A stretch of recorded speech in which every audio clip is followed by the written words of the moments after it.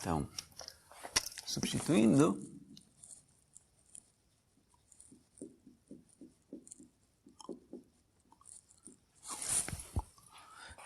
quatro ponto um e 4.2,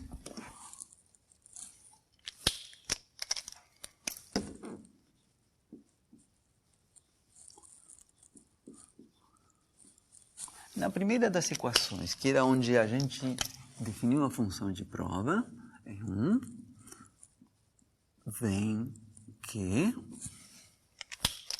a equação 1, vem que, então vamos ter nossa função de prova, h, que vai herdar aquele rótulo alfa, tá?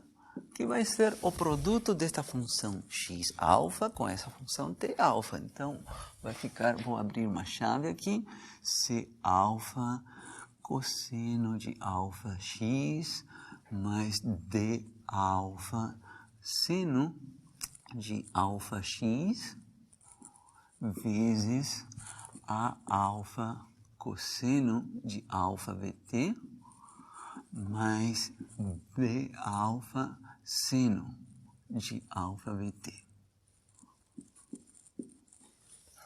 Aham.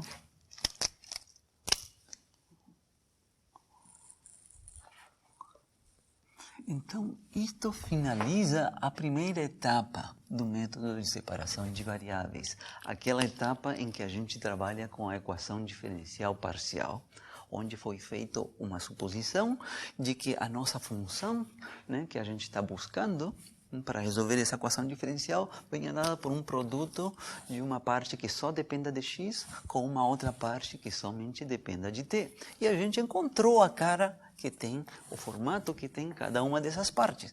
Esta é a parte que depende de x, esta é a parte que depende de t, e deixemos claro aqui, né, que há constantes arbitrárias aqui.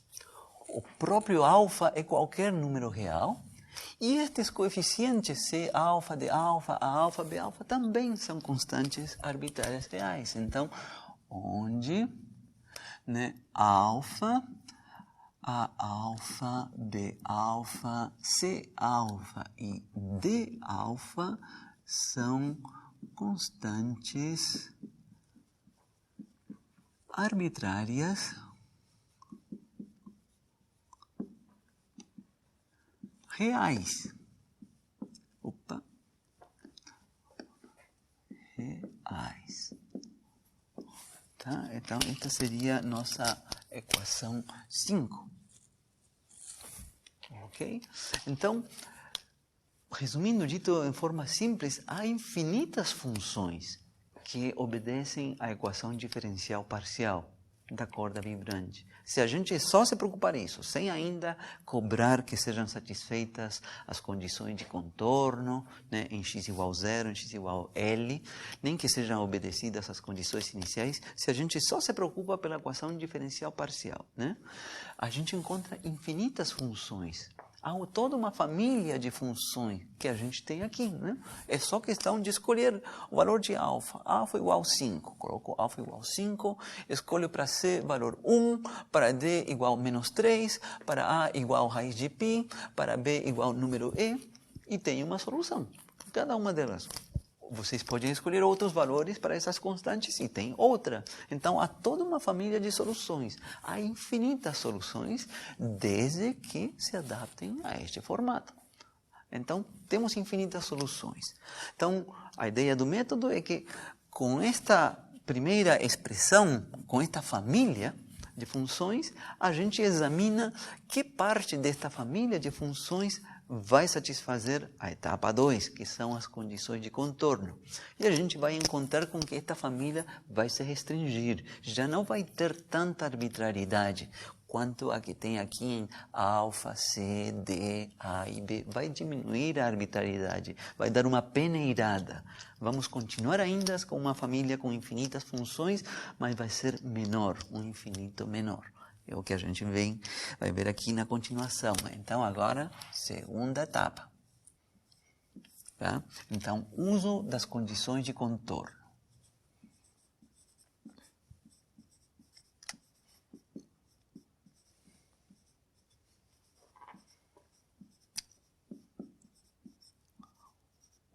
2 pontos.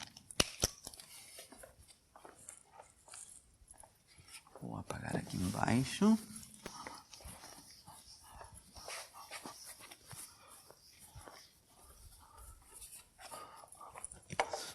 Tá. Mas não vamos esquecer, então, de que essa segunda chave, né, é a função que eu rotulei, né, que eu chamei de T maiúsculo com rótulo alfa de T, né, e que esta primeira chave, né, é a função x maiúsculo de alfa, que depende de x.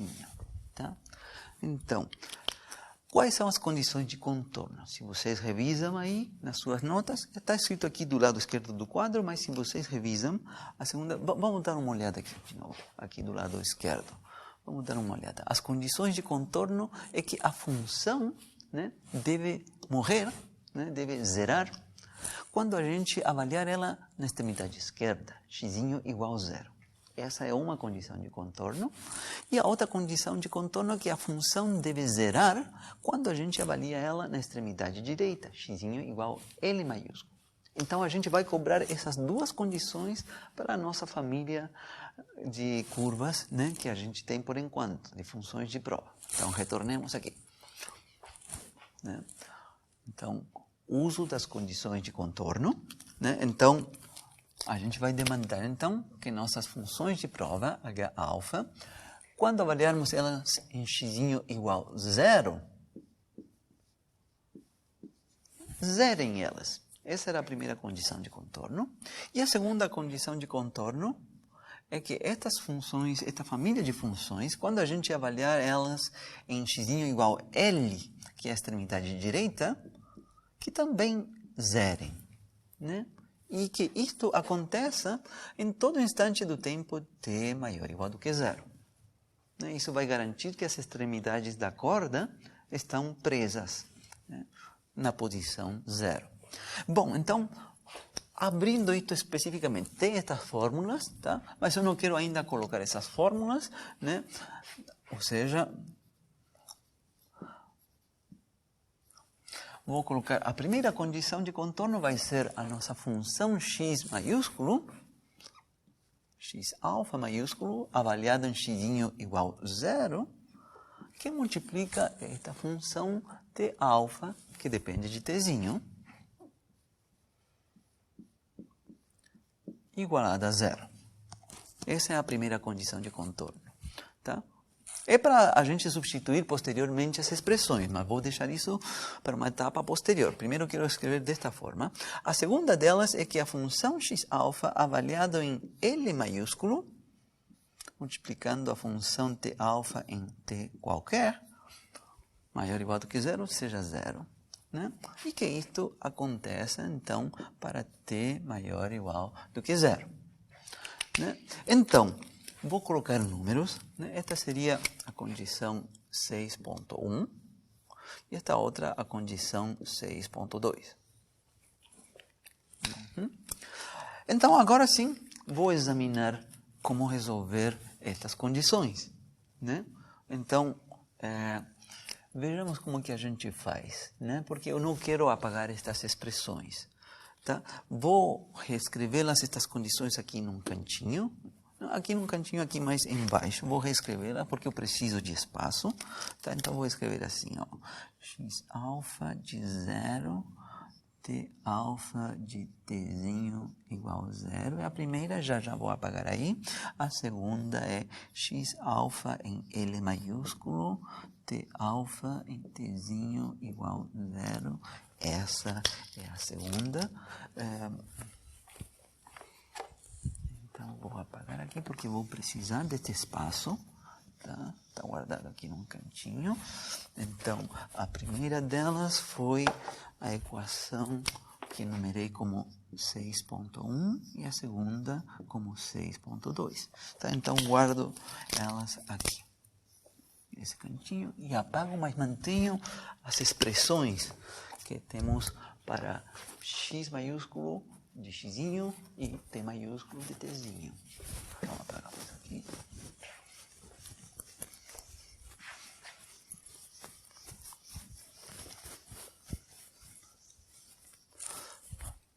Muito bem.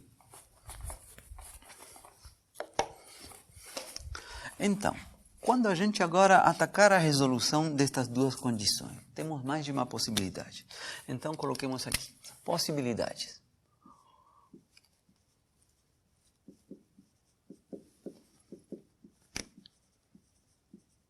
Dois pontos. Primeira possibilidade. A mais simples de todas. A gente está demandando que sejam satisfeitas essas duas condições. A possibilidade mais simples que resolve essas duas condições é que esta função t alfa de t, que está presente como um fator na primeira equação e também está presente como um fator na segunda, né? Então, a primeira possibilidade para resolver essas duas condições é demandar que essa função t alfa de tzinho seja zero. Porque se ela é zero, vejam que o lado esquerdo da primeira zera e também o lado esquerdo da segunda também zera. São satisfeitas as duas condições, né? Então, essa é a primeira possibilidade. T alfazinho de t igual a zero, né? Para todo t maior ou igual do que zero, né?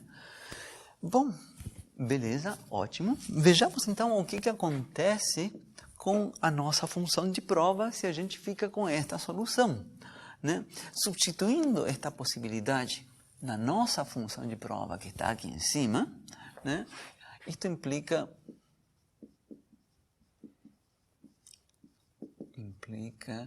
que a nossa função de prova, h alfa de xt, vejam, se t maiúsculo alfa, que é toda essa expressão dá zero, tudo isso está multiplicando o x, zera tudo, né? Dá zero.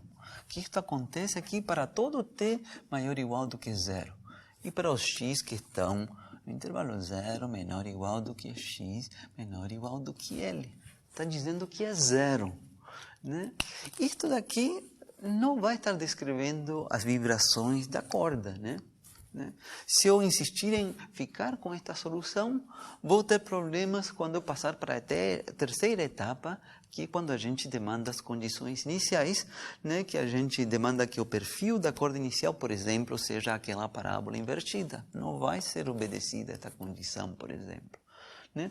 Esta condição somente seria obedecida se as condições iniciais forem as triviais. Quais seriam isso? Que a corda inicialmente esteja na posição horizontal, onde todo ponto da corda z vale zero em todo momento, e que a corda esteja em repouso inicialmente. A velocidade de todos os pontos inicialmente seja zero.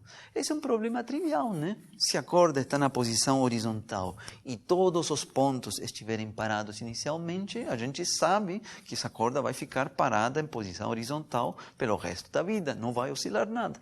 Não, a gente não precisa resolver este problema elaborado para saber que isso vai acontecer. Então, a gente não está interessado nessa situação.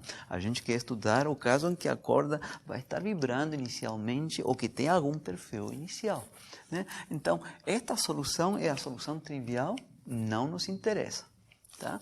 Então, solução trivial,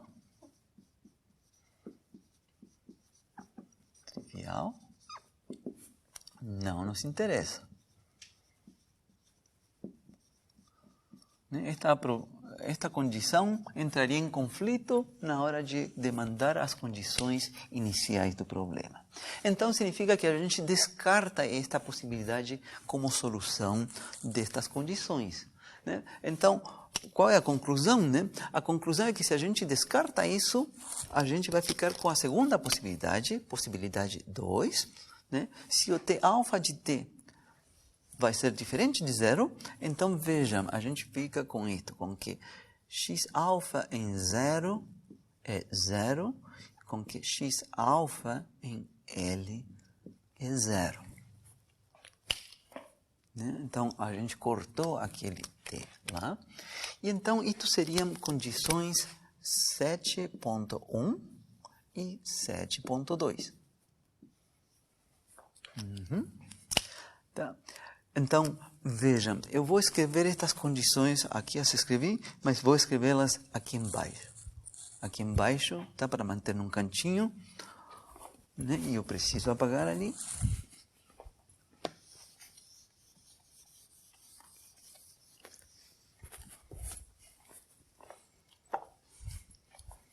Então, vou escrever aqui, x alfa em 0 deve ser 0, x alfa em L deve ser 0. Essas são as condições 7.1 e 7.2. Ok. Então, vou apagar aqui, né? E vou manter nossa solução que está aqui em cima.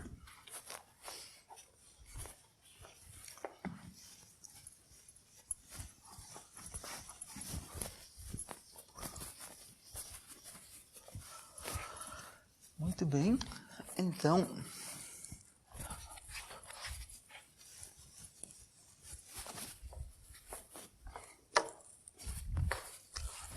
vamos com a primeira delas. Em 7.1, coloquemos aqui um i e aqui um 2i. Item i, item 2i. Tá? Então, em i. Agora sim, a gente vai substituir a expressão que a gente tem de x, x maiúsculo, né? E avaliamos ela em x igual a 0. Então, quanto vai ficar? Vai ficar c alfa vezes cosseno de 0, isso vale 1, né? Mais d alfa vezes seno de 0x, isso dá, seno de 0 dá 0, igual a 0. Então, isto não dá uma condição importante, este termo não está, então isto implica que a constante C alfa deve ser nula. Uma condição que vale ouro. Já não é qualquer um, né? Isto que eu falei que começam a surgir restrições para a família de funções que a gente encontrou na etapa 1. Então, isto seria a equação 8. E vejamos como é que fica a segunda condição, né? Em 2,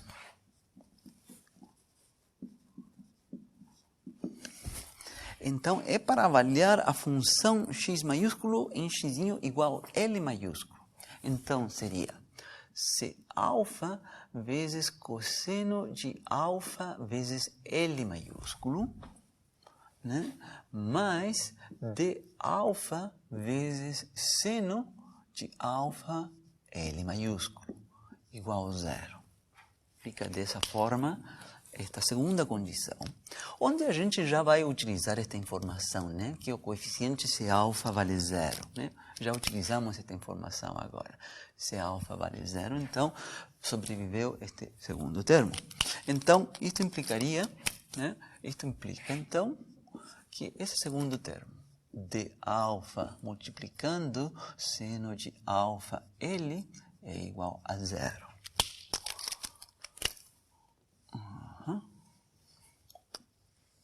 Então, coloquemos condição 9. Então, já sabemos que esse alfa vale 0 e sabemos que é obedecida a esta outra relação. Então, aqui também temos mais de uma possibilidade, né? Uma possibilidade, a mais simples, é que esse coeficiente de alfa seja nulo. Essa é uma das possibilidades para zerar essa equação, o lado esquerdo. Né? A outra possibilidade para zerar essa equação é que este seno de alfa L seja 0.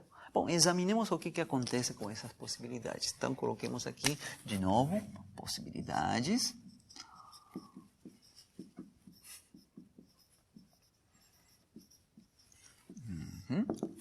Então, primeiro, d alfa igual a 0. Essa é a possibilidade, né? Em que a solução desta condição seja que d alfa seja 0. Bom, vejamos a que nos conduz isto, né? Então, a gente tem que substituir estas coisas na nossa função de prova, nossa família de funções de prova, né? Isto implica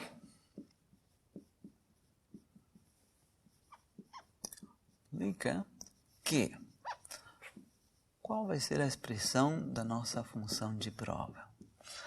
Vejam, d alfa igual a 0, aqui. Esse d alfa vale 0. Mas também a gente não deve esquecer que a gente já encontrou que C alfa também vale 0. Então, seria d alfa vale 0 e C alfa vale 0. Então, toda essa primeira chave vai zerar e, mais uma vez, vai acontecer que a função de prova completa zera, que é a solução trivial. Então, d alfa igual a 0, junto com esta condição, que se alfa seja 0, nos conduz a que nossa solução de prova é a função trivial. Solução trivial.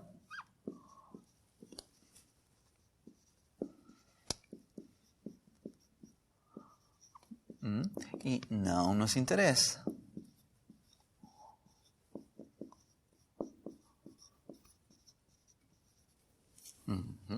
Então, qual é a segunda possibilidade? Então, para satisfazer essa condição, a segunda possibilidade é que o seno de alfa L seja 0. Então, uma raiz trivial desta condição é que alfa L seja 0. Seno de 0 vale 0. Mas, na verdade, há infinitas soluções. A função seno oscila entre menos 1 e 1 e corta infinitas vezes o eixo horizontal. E as soluções dessa equação são o argumento alfa L ser qualquer múltiplo de π, nπ, onde este n pode ser 0, 1, 2, 3, mas também pode ser negativo, menos 1, menos 2, menos 3. Então, alfa, se eu isolar, vai ser nπ sobre L. Esta é uma fórmula mágica, onde esse n pode ser qualquer número inteiro. Qualquer número inteiro, 0, mais menos 1, mais menos 2, etc. Então, vejam que agora está dizendo que o alfa já não é qualquer número real. É um número real discreto, por dizer assim. Só pode adotar este formato. Então, estas são as soluções de ter demandado essas duas condições de contorno. Uma, que o coeficiente C alfa é 0, essa é uma, e a outra, que o índice alfa só pode adotar este formato, da forma nπ sobre L. Então, vamos substituir de volta essas duas condições. Vamos colocar um número aqui, a condição 8 e a condição 10, que encontramos aqui embaixo. Vamos substituir isso de volta aqui em cima para ver como que ficou nossa função de prova. E, digamos, com isso eu finalizaria esta aula. Não deu para encerrar tudo, Vamos ter que considerar a parte 3 do método na aula que vem e aí encerrar o método. Tá? Mas, então...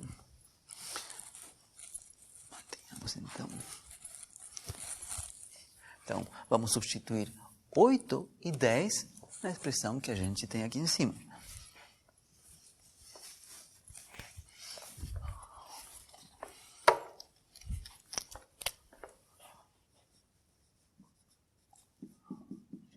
Substituindo 8 e 10...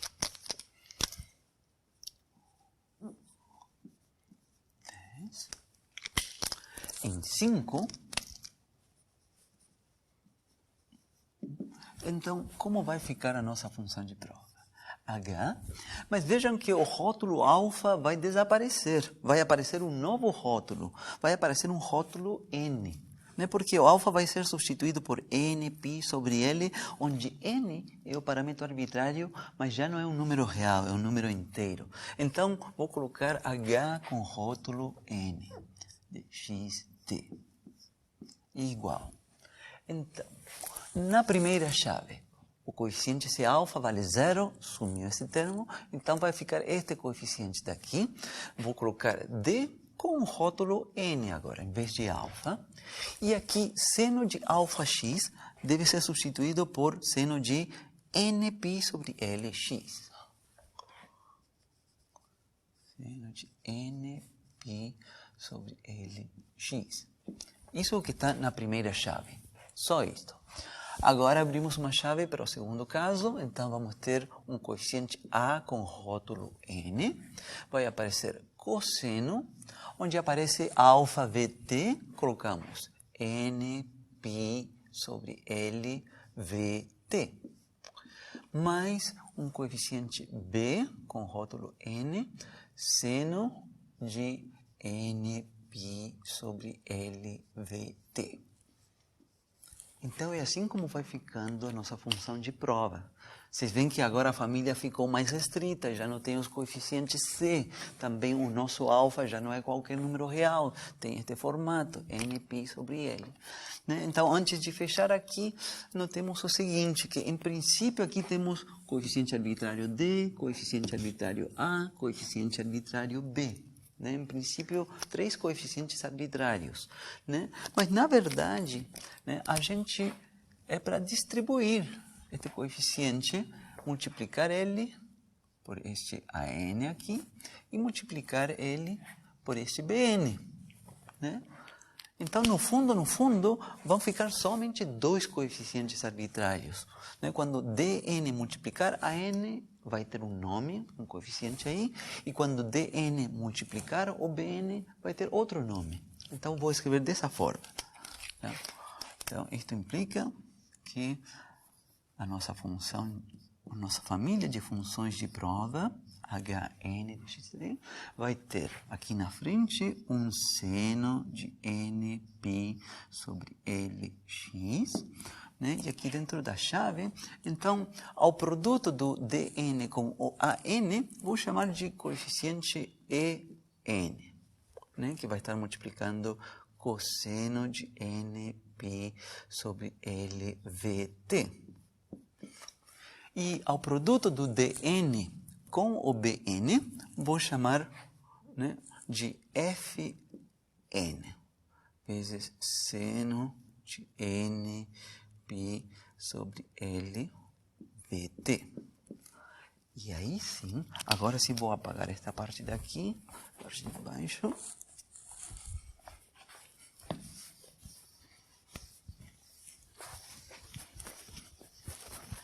Então, isto estaria encerrando a segunda etapa do método, onde a gente deu uma peneirada na família de funções que obtivemos na primeira etapa do método. A gente deu uma peneirada após ter demandado as condições de contorno e a família ficou reduzida, mais enxuta, com este formato daqui, onde o N e o Fn são constantes arbitrárias reais. N e Fn são constantes arbitrárias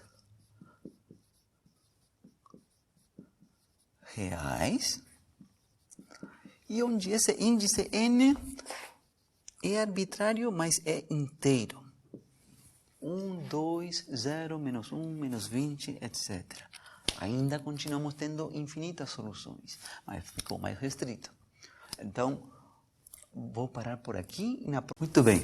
Então, na aula de hoje, vamos finalizar a resolução do problema da corda vibrante, que a gente já montou na aula passada, a equação diferencial parcial, que vem acompanhada de um par de condições de contorno e um par de condições iniciais.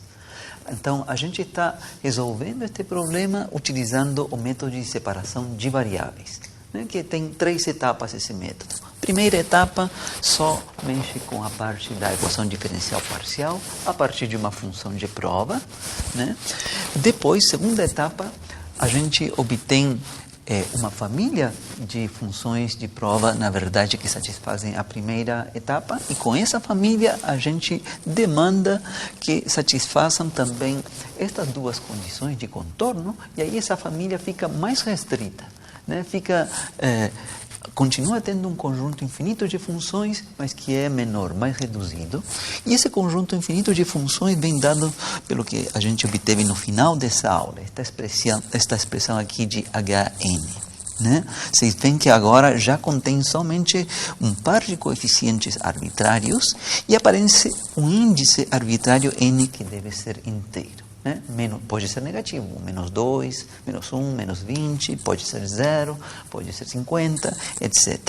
Então, isto é o que se obtém demandando o método de separação de variáveis depois de ter passado pelas primeiras duas etapas.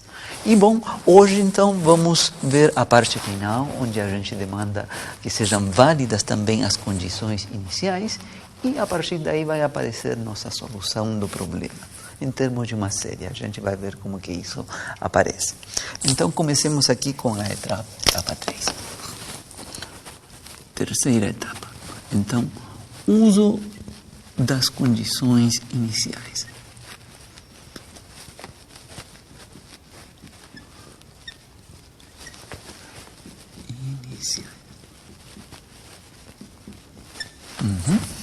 Tá.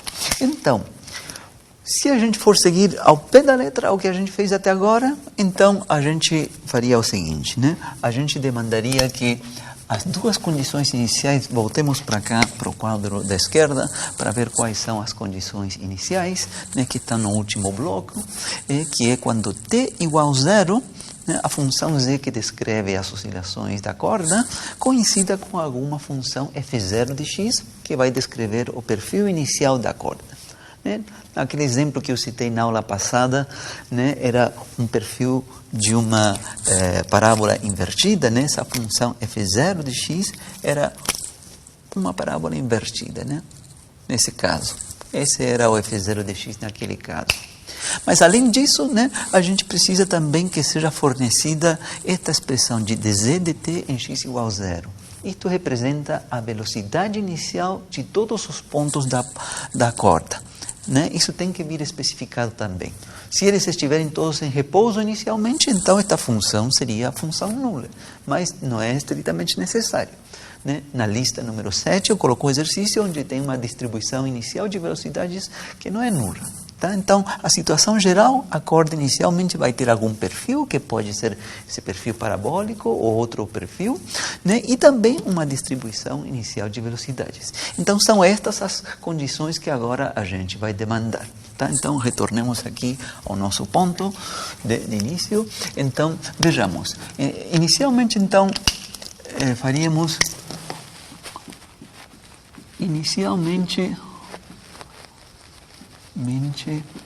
escreveríamos, né, se a gente for seguir ao pé da letra, né, a gente demandaria que a nossa função de prova Hn de x, no momento em que t igual a 0, né, coincida com essa função f0 de x, e também demandaríamos que a derivada com respeito a t, a nossa função Hn, e avaliada em t igual a 0, né, que isso coincida com a função v0 de x, onde x varia de 0 a l, né?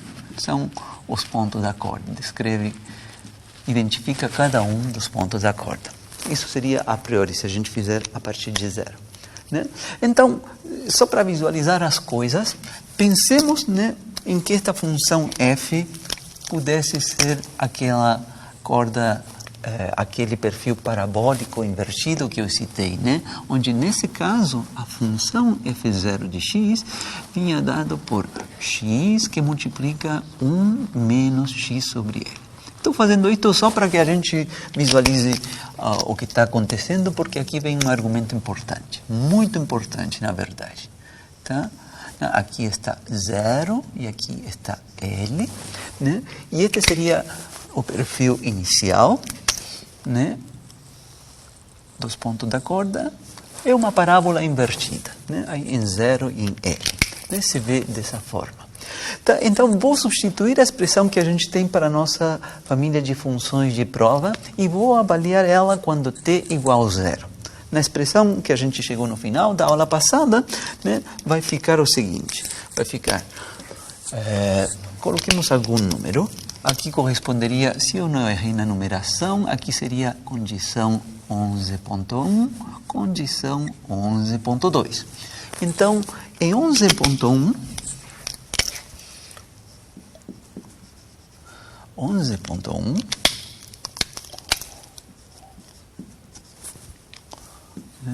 vem que Então, vou utilizar a fórmula para Hn de x e avaliar ela em t igual a 0. Então, temos este termo em evidência, seno de nπ sobre L vezes x. E aqui vem esta chave, né? Então, nesta chave vem um n vezes um cosseno de nπ sobre L vt em t igual a 0. Esse cosseno de 0 vale 1. Tá? E depois vem um outro termo, Fn, vezes um seno do mesmo argumento, nπ Lv sobre t, Lvt sobre L. Vocês vejam a fórmula que a gente obteve, deveria estar nas notas de vocês, a coisa que vai ficar seno de 0 quando t igual a 0. Tá? Então, esse outro termo, 0. E tudo isso, né, teria que ser igualado a esta função f0 de x, que para colocar um exemplo concreto, vou assumir que é esta função daqui. X que multiplica 1 menos x sobre L. Ou seja, como é que ficaria esta condição? Né? Ficaria com En, que multiplica a função seno de nπ sobre Lx, teria que ser igualado a x, 1 menos x sobre L. Ficaria isso.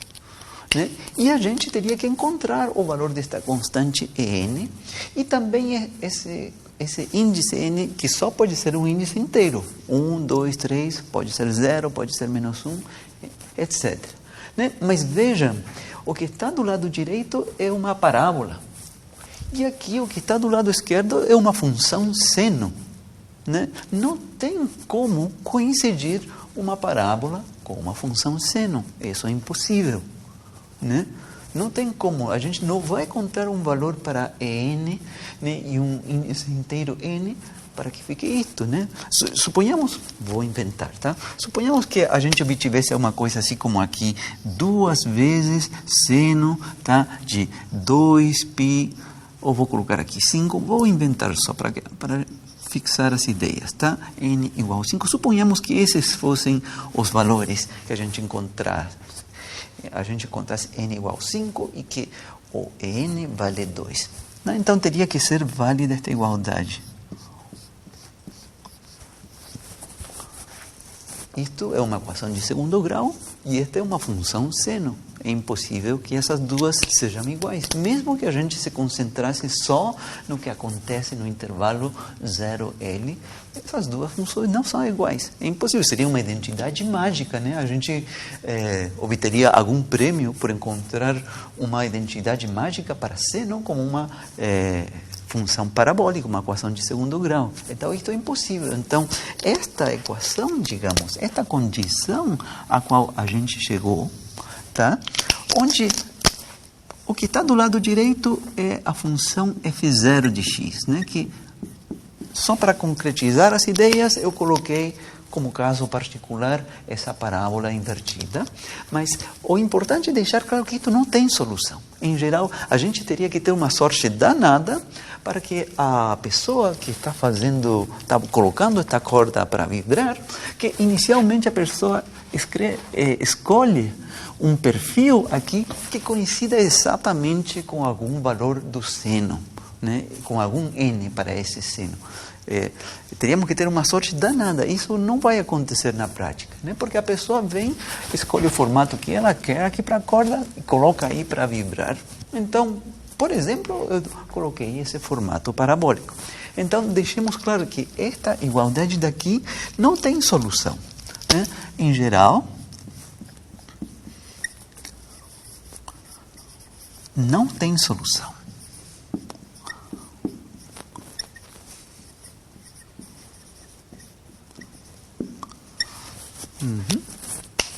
Então, vou apagar este caso aqui de baixo, pois é um exemplo que eu coloquei fazendo uma tentativa de visualizar como que ficaria se tivesse solução, mas não vai ter solução.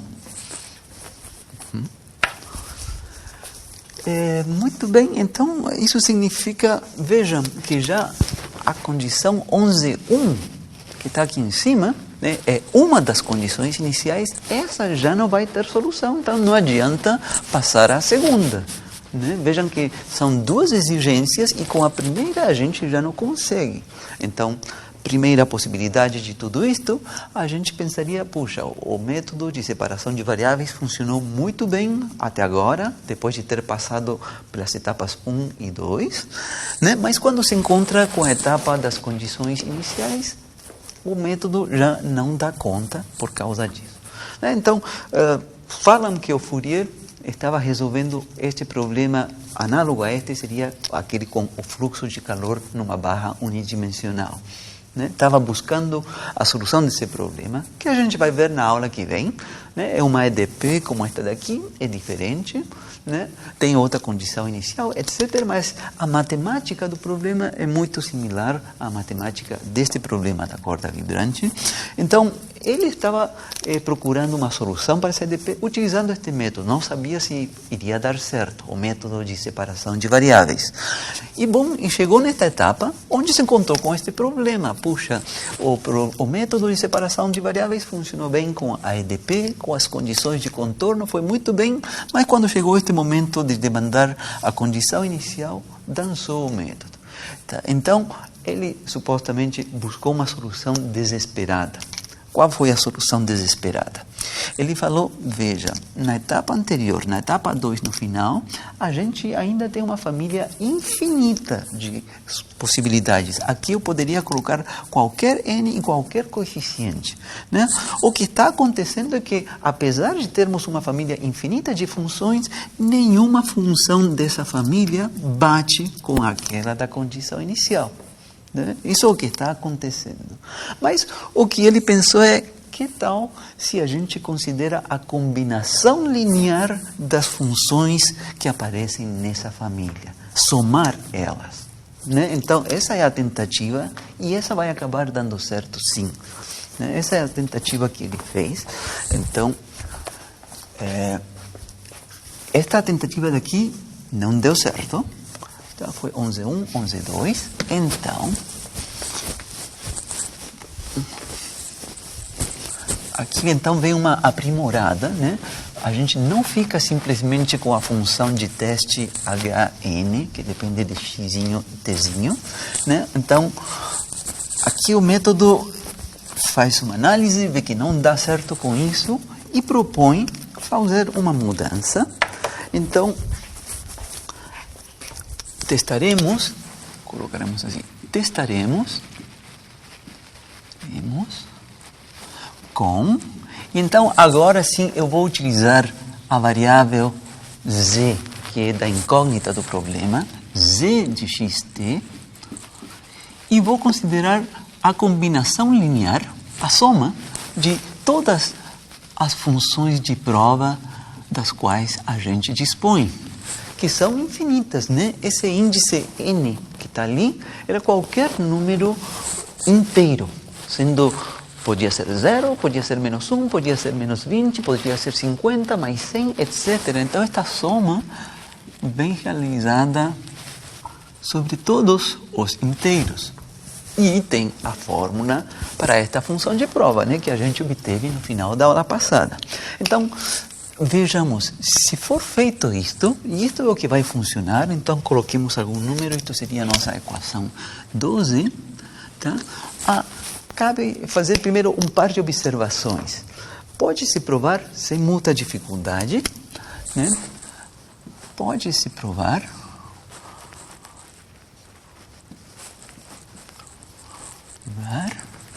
que z de xt dado em 12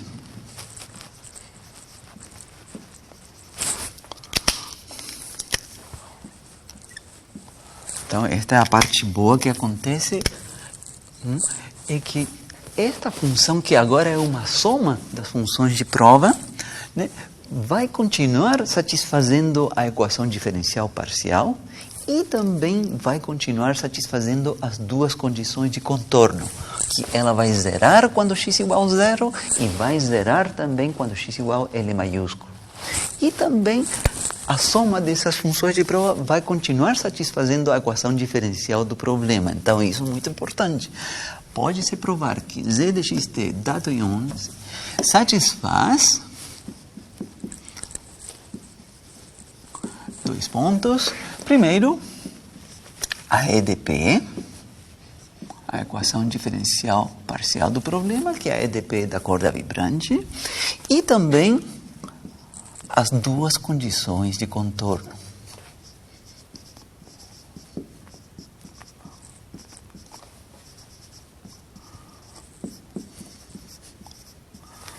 Contorno. Tá? Então, essas são boas notícias. Então, em vez de ficar com uma função de prova isolada dentro daquela infinidade de funções de prova, a gente considera a soma delas. Né? E a gente vai ver que isso sim vai permitir resolver o problema. Então, essa foi a tentativa que o Fourier fez um tanto em forma desesperada, já que não deu certo ficar simplesmente com a função de prova. E ele examinou a possibilidade de ver, bom, que tal se a gente somar, já que são infinitas funções de prova, aqui vai aparecer uma série, né? Uma soma de um número infinito de funções é uma série. Bom, e se a gente tinha alguma experiência com séries antes, com séries de potências, ver se este tipo de série, e aí vai aparecer a série de Fourier, né? Se este tipo de série tem sucesso em reproduzir a função, reproduzir aquela parábola, né? Então, antes a gente vai ver isso, sim, e vamos encontrar fórmulas para os coeficientes desta série, e aí vamos ter a solução do nosso problema, sim? Mas antes cabe fazer um parêntese matemático com relação a esta soma que está aqui, tá? Então, coloquemos aqui um parêntese matemático, tem uma continha chata para ser feita, mas para dar uma arrumada aqui, tá? Parêntese matemático. Parêntese técnico, coloquemos aqui. Mas é que é uma observação importante. Tá? A observação vai significar que a gente não precisa realizar essa soma sobre todos os inteiros vindo de menos infinito até mais infinito. A observação vai ser que a gente pode ficar simplesmente com os inteiros positivos. Mas precisamos justificar isso. Então, o que eu vou fazer? Vou escrever z de xt. Z de xt, né? Vou abrir ele, né, em três contribuições. Uma que vem de menos infinito até menos 1. N igual menos infinito até n igual menos 1.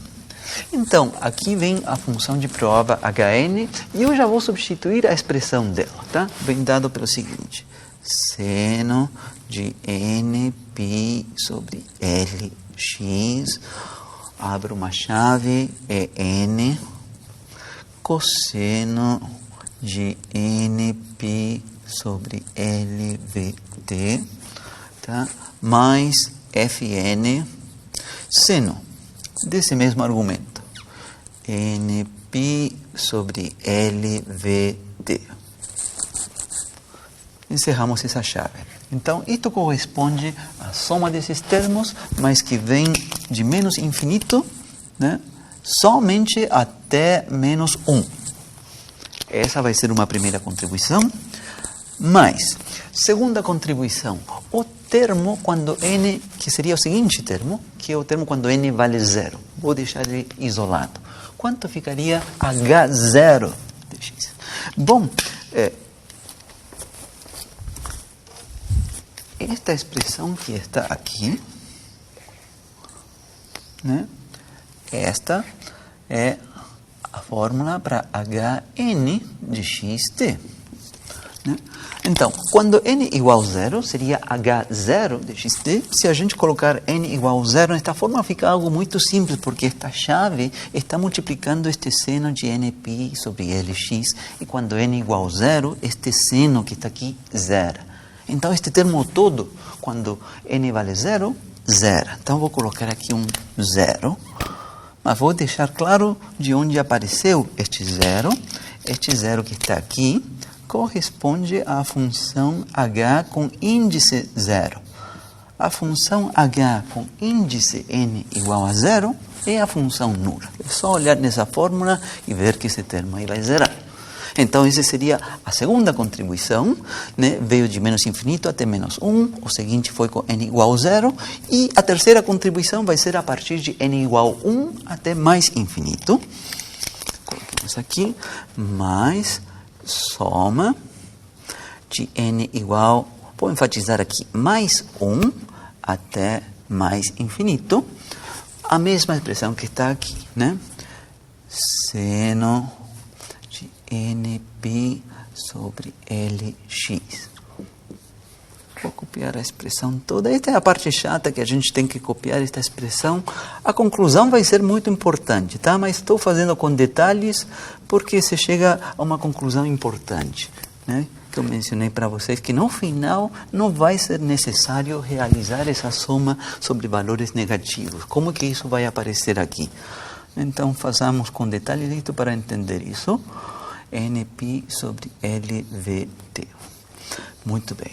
Tá? Então, deixemos claro, né, que esta segunda soma vai de mais 1 até mais infinito. E a primeira, né, vem de menos infinito até menos 1. E o termo que vinha solto depois acabou dando 0. Tá? Então, o que eu vou fazer? Eu vou colocar o número aqui. Esta seria a equação 13. Tá? E vou fazer uma manipulação matemática, esse parêntese técnico, né? Então, vou fazer umas operações com esta segunda soma, com esta segunda série. Não com esta segunda, perdão, com a primeira. Esta onde a gente está realizando a soma com índices que são negativos. Demos algum nome para esta soma. Vou dar algum nome. Né? É uma função que depende de x e t. Vou chamar ela de Rzão, R maiúsculo, de xt. E vou fazer uma manipulação, mudança de índice, vou rearrumar esses termos. Muito bem, isso vou fazer do lado esquerdo. E agora sim, vou apagar, tá? Nosso problema matemático está nas notas de vocês, né? Agora sim, eu preciso deste espaço.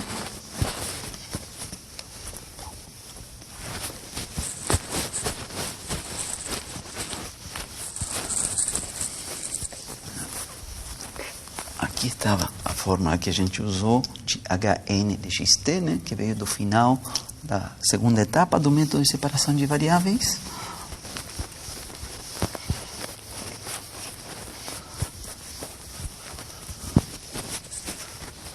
Muito bem.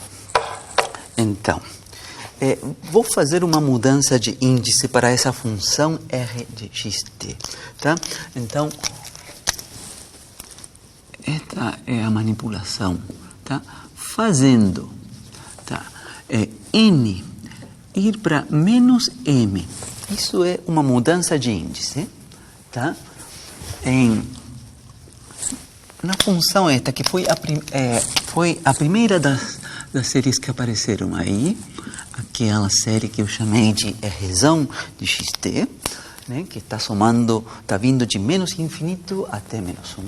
Então, fazendo essa mudança de índice, então, a expressão deste Rzão vai ficar da seguinte forma, vai ficar como uma soma. Então, agora não mais temos m, agora não mais temos n. Agora vou ter um índice m.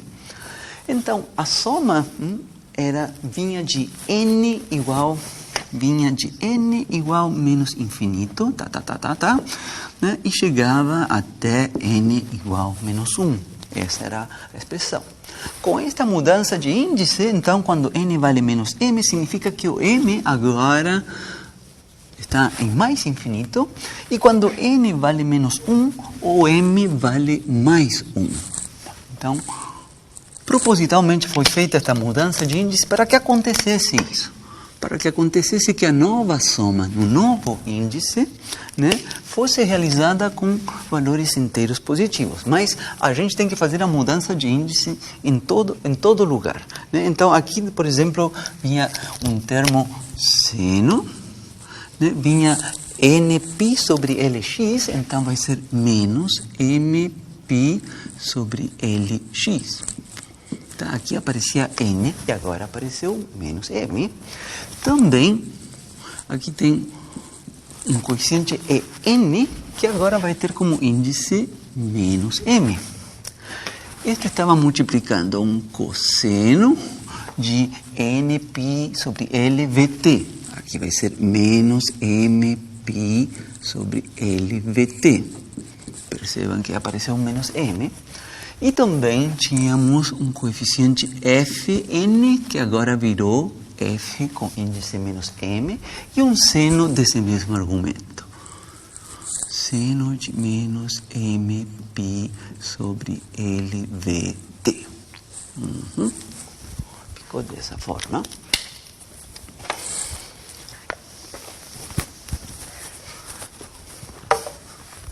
Muito bem. Então, agora a gente utiliza estas informações básicas. A função seno é uma função ímpar, né? Seno de menos alfa é igual a menos seno de alfa. Então, esta parte que está aqui, tá? Esta parte que está aqui, vem dada por menos seno de mπ sobre LVT. Que mais? Esta parte daqui onde tem o cosseno. Cosseno de menos beta. Cosseno é uma função par, dá o mesmo que cosseno de mais beta. Então, isto daqui é simplesmente cosseno de mais mπ sobre LVT. E o terceiro termo, de novo, é da forma seno de menos beta, vai ser menos seno de mπ sobre LVT. Né? Então, demos uma arrumada final, ver como que fica agora que a gente distribui esses sinais negativos, etc. Então, com que cara fica a nossa série que chamamos de razão de xt? Tá. Primeira observação. Vejam que aqui a série vem, do jeito que ficou escrita, vem do valor m infinito e chega até 1. Significa que a série está sendo somada de trás para frente, né? Com um valor infinitamente grande, vem diminuindo até que vai em m igual 4, m igual 3, m igual 2 e m igual 1. Né? Está nessa ordem, está sendo somada de trás para frente. Tá? Então, eu vou fazer uma passagem, mas se a gente tivesse mais disciplina de matemática, isso deve ser feito com muito mais cuidado. A passagem que pode resultar totalmente razoável para a gente é dizer que esta série é simplesmente a série se a gente realizar a soma no sentido contrário, começando em m igual mais 1 em direção ao infinito. Né? Em vez de começar aqui vindo do infinito, somando até o valor em que m é igual a 1, que é o que aparece aqui em cima. Aqui embaixo estou falando, bom, calculemos, já que é uma soma, calculemos a soma começando em m igual a 1, m igual a 1, m igual a 2, 3, assim indo até infinito. Né? Então, quando as somas possuem um número finito de termos, mesmo que seja 1 milhão, mas um número finito de termos, essa operação se pode fazer sem nenhuma preocupação, é verdade. Mas quando as somas possuem um número infinito de termos, às vezes a gente pode levar surpresas. Né? Às vezes a gente pode se encontrar que isso não mais seja verdade. Quando as séries são condicionalmente convergentes, coisas do gênero, esse tipo de igualdade já não é mais válida. Então, a gente vai assumir que as nossas séries que aparecem aqui são bem comportadas e que se pode fazer essa inversão, né, na ordem em que é realizada essa soma. Essa é a primeira suposição. Tá? Então, depois, como que vai ficar aqui? Vai ficar seno de mπ sobre LVT. Tá. Tem um sinal menos. Esse sinal menos aqui vai ficar multiplicando, então vai ficar menos e com rótulo menos m, cosseno de mπ sobre LVT. E aqui tem um menos que junto com este menos vai dar um sinal mais. Mais f menos m seno, né, de mπ sobre LVT. Então, aqui, aí fechamos essa chave. E essa seria, digamos, a arrumação que a gente fez com a primeira das séries que apareceu na nossa expressão, tá? A série R. Tá? Foi feita essa mudança de índice para que ficasse uma série que agora estivesse sendo somada também sobre valores inteiros positivos, de 1 até infinito. E ficou arrumada desse jeito. A implicância que teve, né, é que aqui apareceram uns índices menos m para os coeficientes f e e, né? E além disso também apareceu aqui um sinal menos. Então, a gente não pode afirmar que esta série seja igual a outra série. Vamos dar uma olhada aqui de volta onde começamos este parêntese técnico, né? Esta é a série, né, R de xt que acabei de arrumar. E esta é a nossa outra série, a segunda série, né, a que vai de 1 até infinito. Né? Com a arrumação que acabei de fazer, eu reescrevi esta série com uma série que também vai de mais 1 até o infinito. Mas o detalhe é que não ficou exatamente o coeficiente en, o coeficiente fn. Aqui ele ficou com um rótulo, um índice menos. Aqui também ficou com um índice menos. E além disso apareceu um sinal menos. Então, a gente não pode afirmar, não, que o que a gente obteve foi exatamente a mesma série que está aqui embaixo. Não é exatamente a mesma série. Os coeficientes e os sinais não são exatamente os mesmos. O que a gente pode fazer, sim, é, já que as duas têm um formato muito similar, agora agrupá-las. Esta, que está escrita desta forma, com a que a gente obteve, que também está escrito no formato de uma série que vai de 1 até mais infinito, e que também possui um seno, aqui um cosseno e outro seno. Isso que a gente vai fazer na continuação. Tá? Então, vou retornar aqui, vou colocar número 14. Então, a forma, digamos, que a gente faz isso seria o seguinte: fazendo m igual p em 14 e n igual p em 13,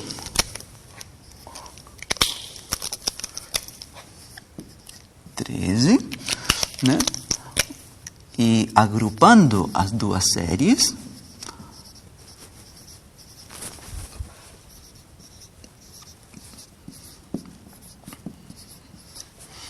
vem que a nossa solução do problema z de xt, então, vai ficar com uma série, e desta vez mudei o índice, chamei ele de p, de 1 até mais infinito. Então, se a gente observar esta expressão e da outra série, a gente vai ver que dá para colocar em evidência o seno de p π sobre LVT, e que dentro da chave dá para agrupar alguns termos. Vai ficar assim, ó.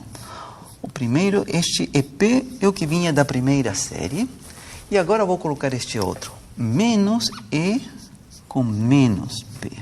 Este outro, e os dois estão multiplicando cosseno de P π sobre LVT.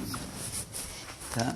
E também vai ficar mais, o primeiro termo era F com índice P, e o segundo agora é mais F com índice menos P. Por isso que eu falei que não são iguais.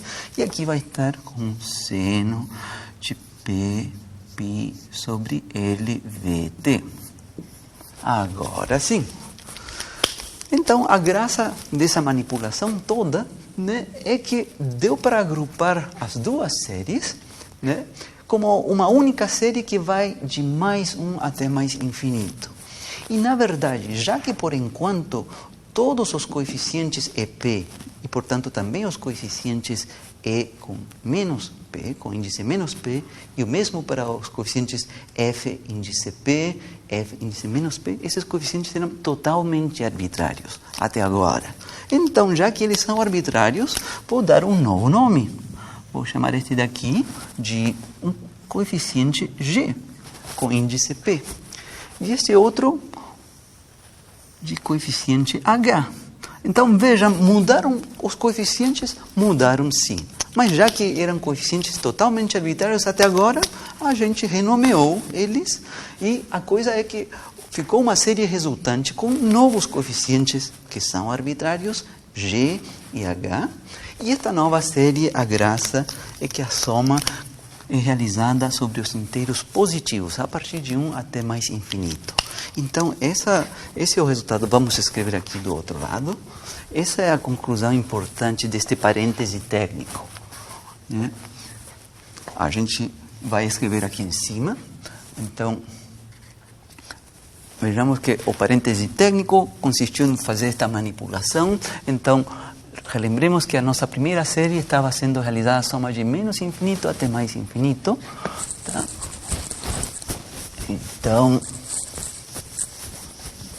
ainda mantive esse resultado aí, né, para deixar claro que, no final das contas, a gente não precisava realizar essa soma sobre todos os inteiros vindo de menos infinito até mais infinito, mas o que a gente acabou de obter aqui, né, separemos, que isso já estava antes, o que a gente acabou de obter aqui é que z de xt, né, pode ser escrita como uma soma, uma série, que vai de mais 1 até mais infinito, seno de p π sobre lx, né, abro chave, e aqui vem o coeficiente novo, que a gente está utilizando g com índice p, que multiplica cosseno p π sobre lvt, mais outro coeficiente novo, h com índice p, seno, do mesmo argumento, p π sobre lvt. Fecho a chave. E, bom, este é o final desse parêntese técnico que a gente abriu. A conclusão a qual a gente queria chegar é que a solução do problema z de xt, esta é a proposta, né, que o Fourier fez, né, de fazer uma soma das funções de prova, né, já que é uma família infinita, uma família com infinitas funções, né, então, essa soma pode ser arrumada desse jeito, somando unicamente sobre valores inteiros positivos. Então, isso encerra o parêntese técnico, tá? E com esta expressão arrumada é que a gente vai trabalhar para demandar que sejam satisfeitas a condição inicial do perfil inicial da corda e a outra condição inicial da velocidade que possuem os pontos da corda inicialmente, né? Então, primeira condição inicial. Primeira condição inicial.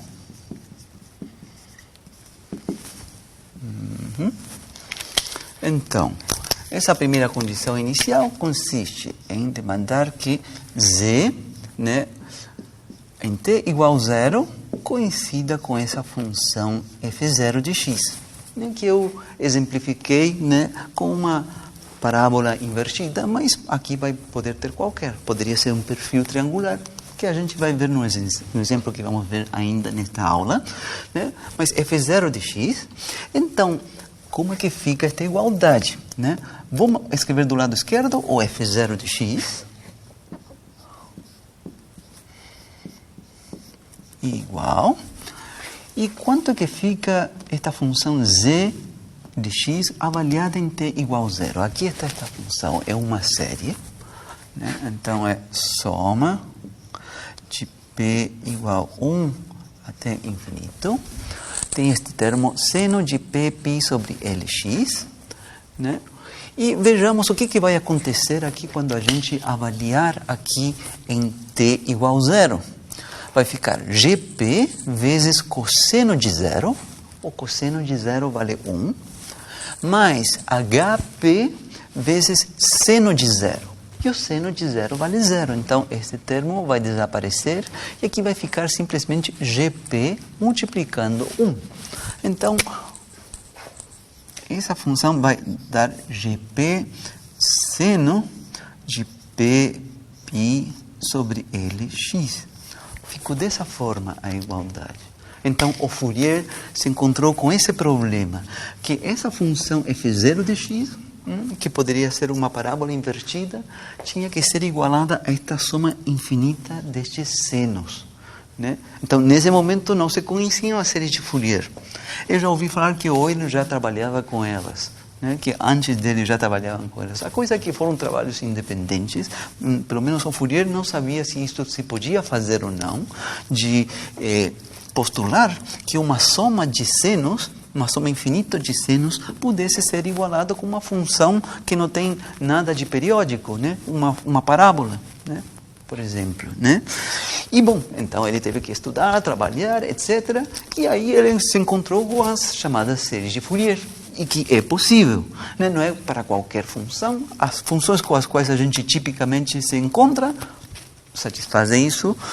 O nosso teorema da convergência pontual da série de Fourier diz que se esta função for contínua por partes, não há nenhum problema, é válido. Se não for contínua por partes, aí tem que tomar cuidado. Às vezes funciona, às vezes não, né?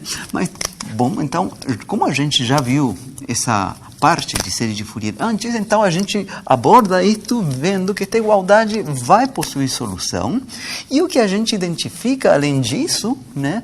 Aqui a gente percebe a importância de ter estudado a série seno de Fourier, né? A gente estudou a série de Fourier convencional, que tem A0/2, a n cosseno mais bn seno, mas também a gente estudou as chamadas de série cosseno e série seno, né? E eu falei para vocês que a importância disso era que são essas as que aparecem tipicamente na hora de resolver uma EDP. Então, este é o momento.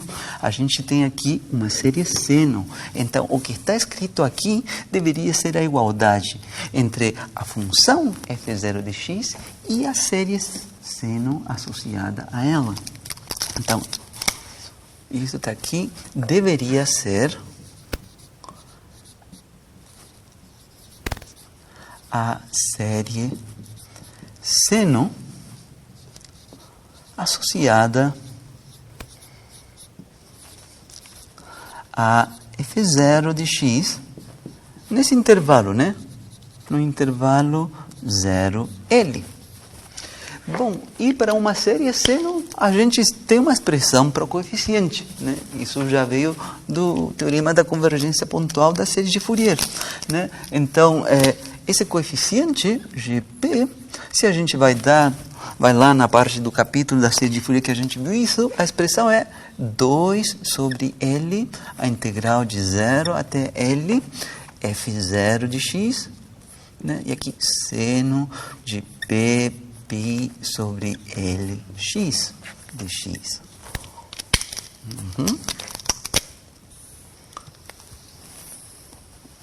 Então, ótimas notícias. Esta seria na equação 16.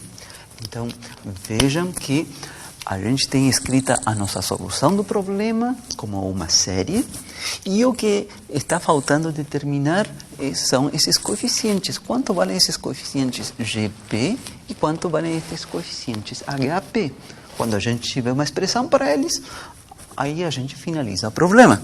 Então, bom, aqui temos a metade da resposta. Aqui encontramos os coeficientes GP. Nosso conhecimento de série seno de Fourier nos diz como encontrar eles, né? Essa igualdade tem solução, e a solução dessa igualdade para as incógnitas, que são os coeficientes GP, é também dada aqui.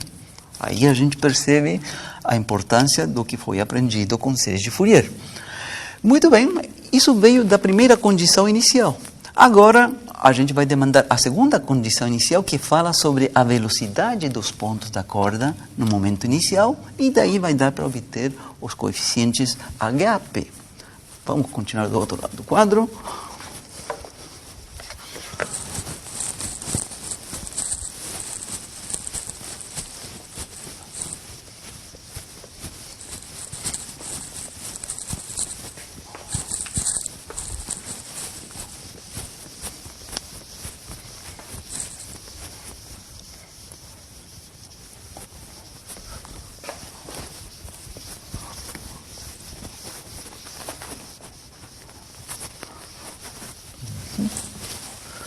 Muito bem. Então, segunda condição inicial.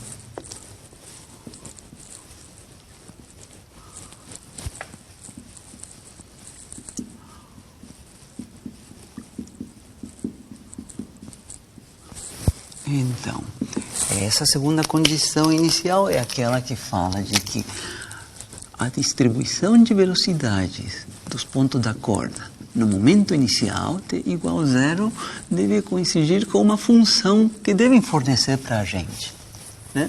Uma função v0 de x, né? Que venha definida no intervalo 0x, e é claro, deve satisfazer essa função a condição de que os pontos das extremidades da corda, x igual a 0 e x igual a L, a velocidade deve ser nula porque estão presos, estão parados.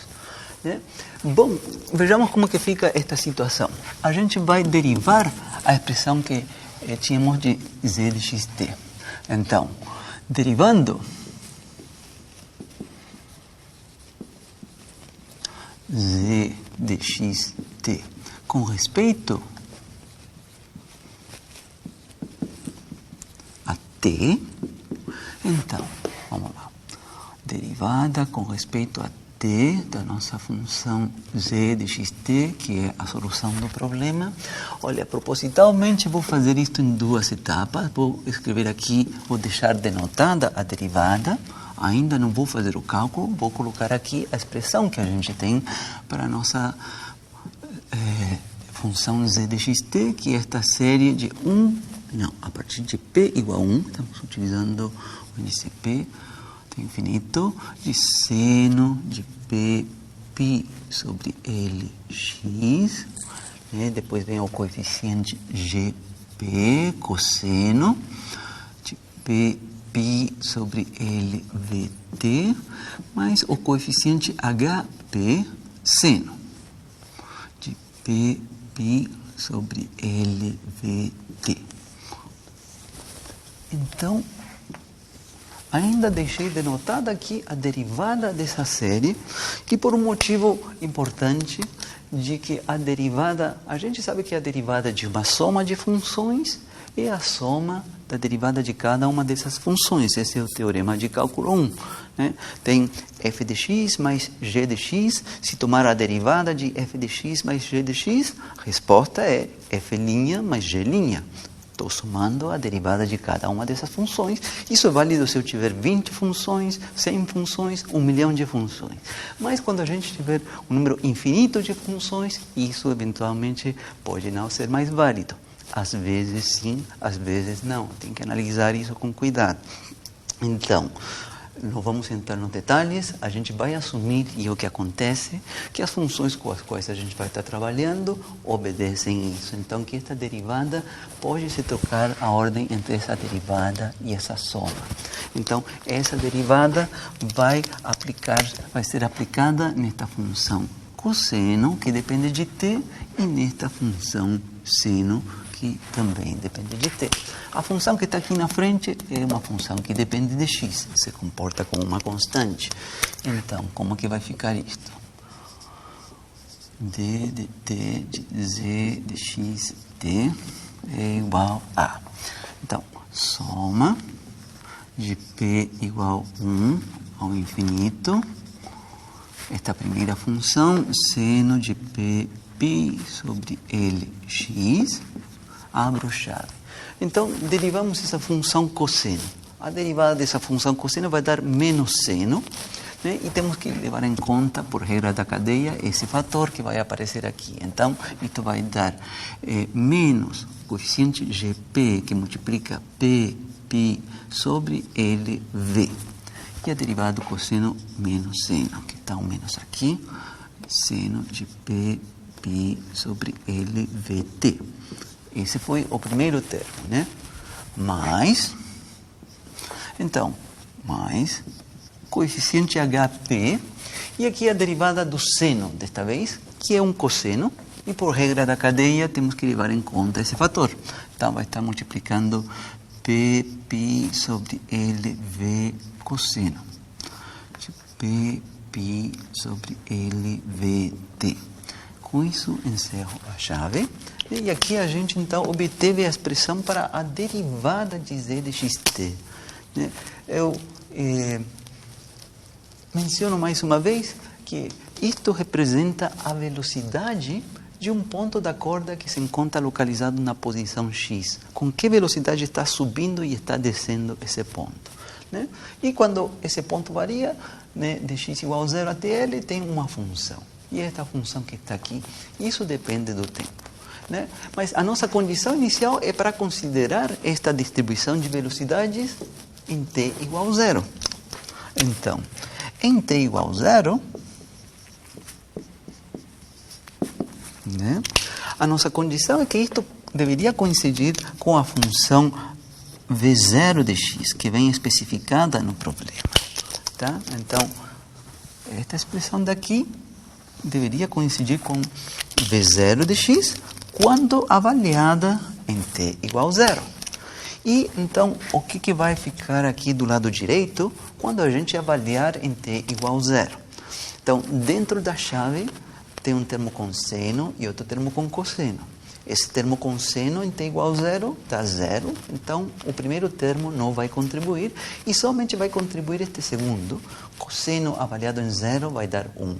Então fica este coeficiente, que é HP, mas está multiplicado por algo a mais, né? Então, essa informação é importante. Soma de P igual a 1 até infinito, então vai ficar este coeficiente HP, que multiplica P, π sobre L, B, esse cosseno deu 0, e ficou esta função seno, P, π sobre L, x. Então ficou esta igualdade desta vez. A função V0 de x deveria coincidir com esta outra série, né? E é uma série seno de Fourier. Então, é realizado o mesmo argumento. Esta série que está do lado direito, né? Toda esta série toda, deve corresponder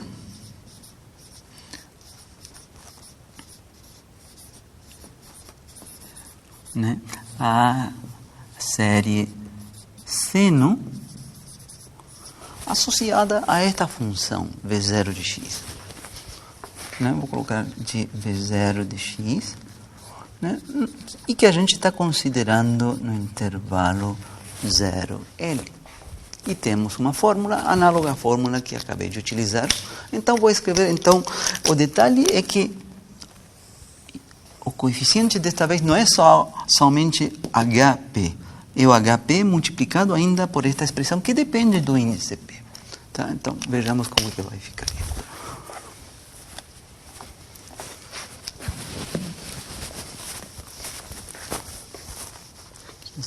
16, aqui está a expressão do... Não vou apagar essa parte que está o GP, tá? Não vou apagar isso.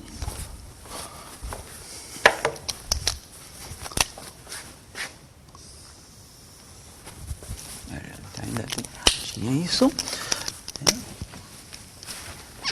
Então, portanto,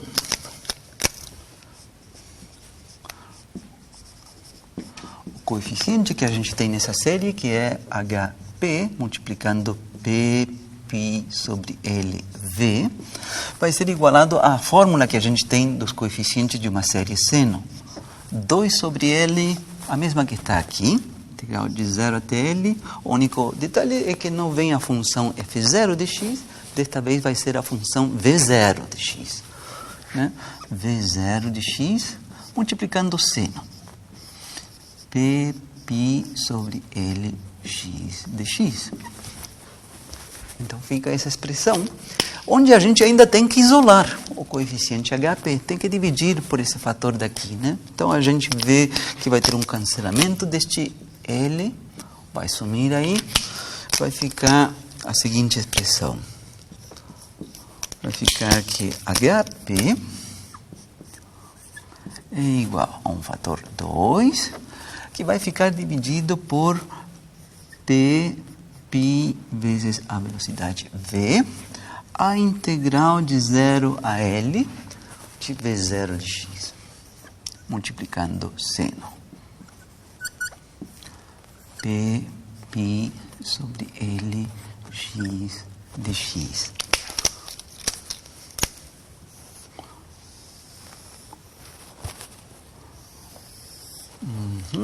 Então, esta seria a nossa fórmula 17. Então, pessoal, pode não parecer, mas esta é a solução do problema. A solução do problema que descreve as oscilações da corda, né, vem dada por essa série, onde os coeficientes que estão aqui, GP e HP, são calculados a partir dessas funções que especificam as condições iniciais, a função f0 de x e a função v0 de x. Né? Na aula anterior a esta, eu já comecei mostrando como que isto funcionava, né? Fiz uma simulação do caso, peguei um exercício da lista que aborda isto, que é a lista número 7, né? E era o exercício em que o perfil inicial, f0 de x, era uma parábola invertida, né? E a gente viu como que oscilava isso. Isso foi feito precisamente utilizando esta fórmula daqui. Era uma corda que tinha esse perfil inicial, uma parábola invertida, e que inicialmente estava em repouso. Então, que esta função v0 de x era a função nula, e, portanto, estes coeficientes HP eram nulos. Somente tinha que se fazer a conta desses coeficientes. E o exercício consistia nisso, calcular esses coeficientes. E isso é o que aparecia no enunciado do exercício. E foi isso que eu coloquei na planilha matemática e que a gente viu como oscilava.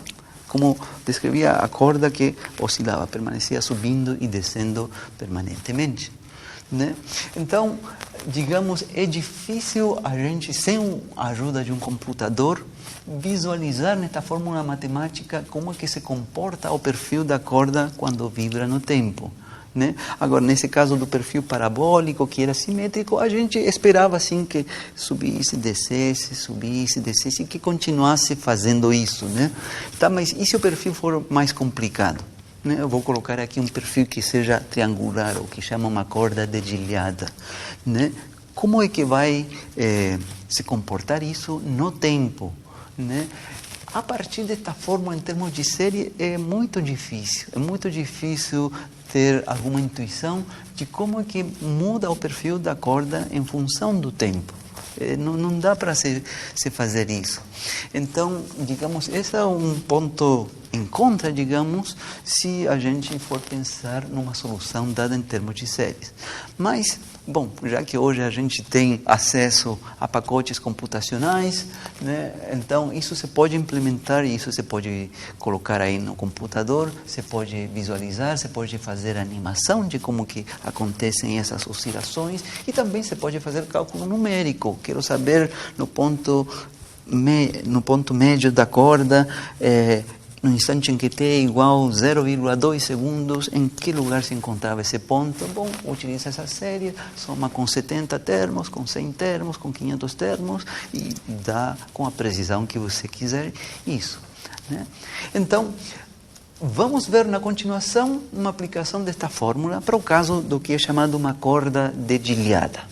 Né, que estava a corda horizontal, uma corda de violão, pensem numa corda de violão, e alguém veio, né, segurou em algum ponto e levantou um pouquinho. E daí soltou, e começa isto aqui a oscilar. Mas antes de abordar esse problema, há um resultado importante, sim, que a gente pode provar, e precisamente utilizando este formato de série. Tá? Essa é a graça do resultado importante que eu vou enunciar aqui, e que não é trivial, não é para nada trivial. Tá?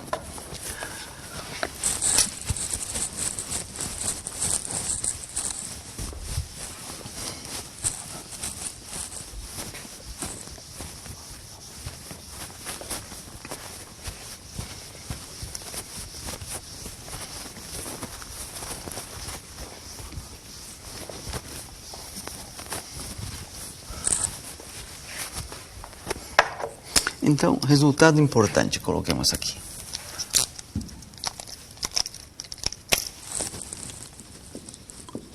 Resultado importante.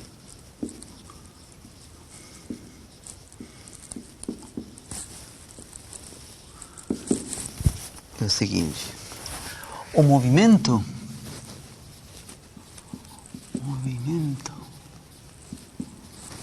das oscilações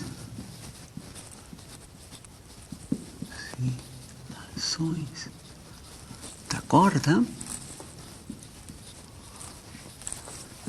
é periódico. periódico, isto deveria ser uma surpresa, é periódico de período t igual 2 vezes o comprimento da corda dividido por v. Este é um resultado impressionante. Tá? E se pode provar, sim, né? Se pode provar a partir da nossa fórmula em termos de série.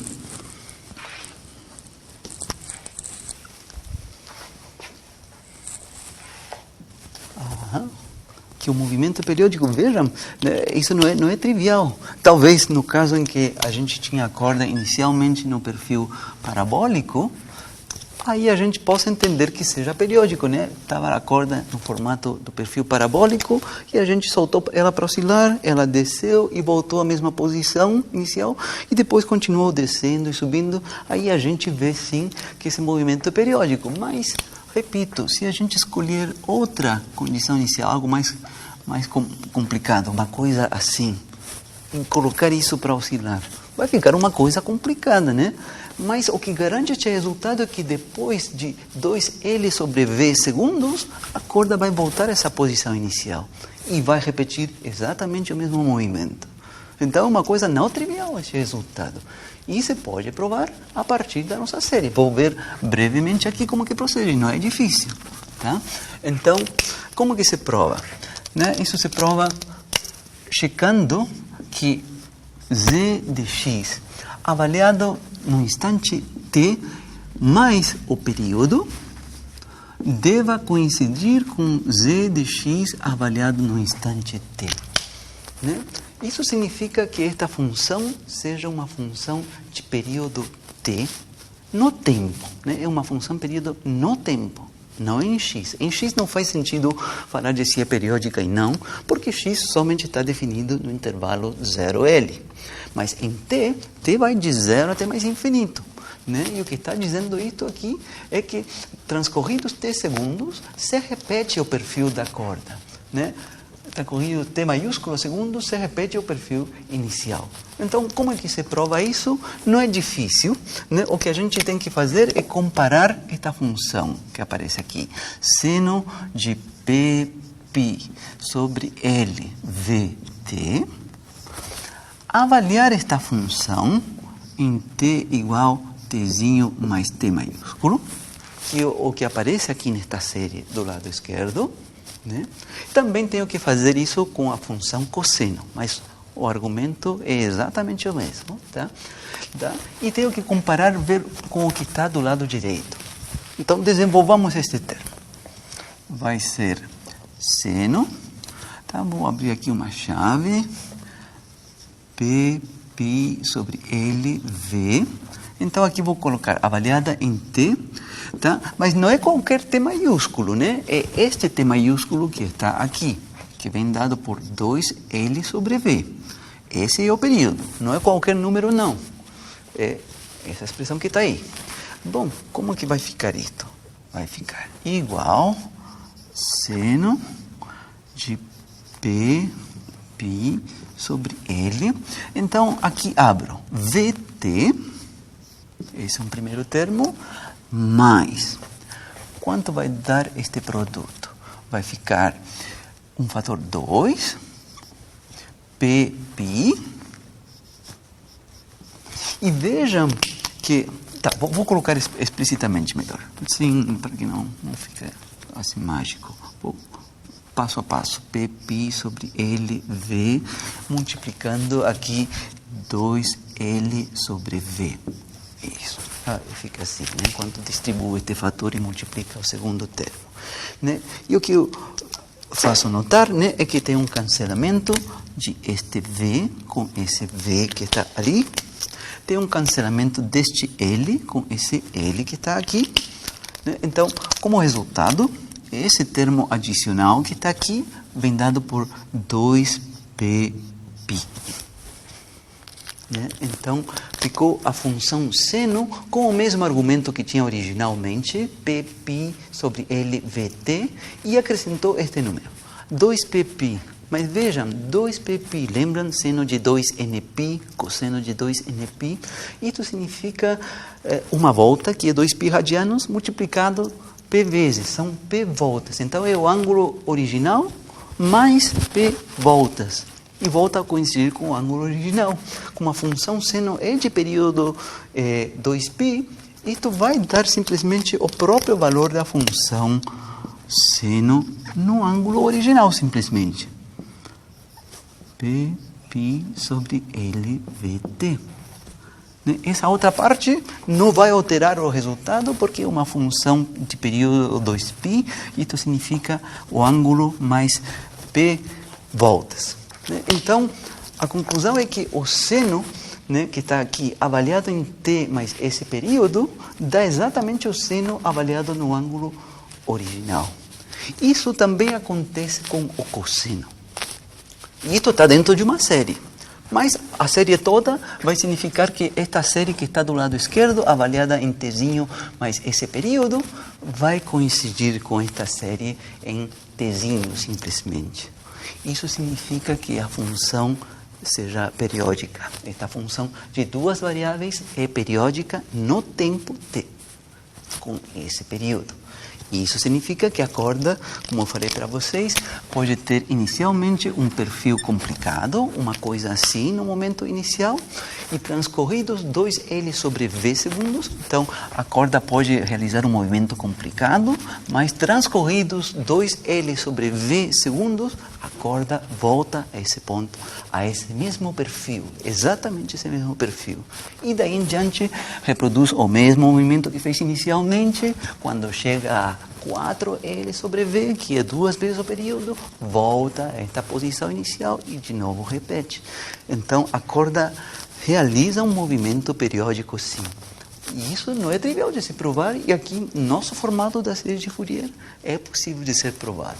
Tá? Eu deixo para que vocês vejam os detalhes, fazer tudo isso certinho, mas aqui vi a parte principal. Tem a ver com esta função seno e essa função cosseno que dependem de t. A gente deve confirmar isto. Tá? Então, agora sim, eu vou mencionar o exemplo da corda dedilhada. Tá? Vejamos. Vamos lá.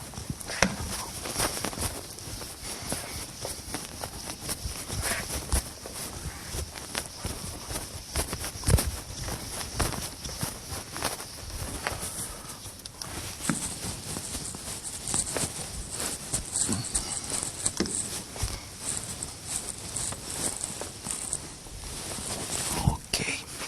Então, exemplo.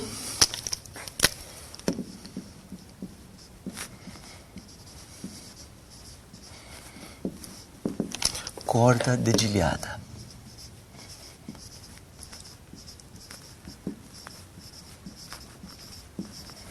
Tá? Então, como eu falei para vocês, esta é uma corda que inicialmente tem posição horizontal, segurada nas extremidades, e alguém segurou ela em algum ponto e levantou ela. Então, é uma corda em repouso. Trata-se de uma corda originalmente em repouso,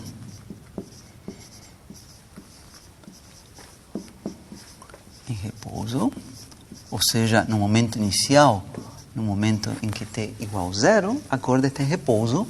Isso significa que aquela função v0 de x é a função nula, né? Para todo x no intervalo 0L.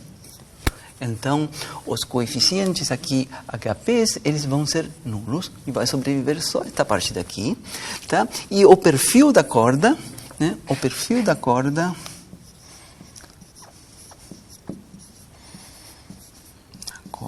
o perfil inicial, coloquemos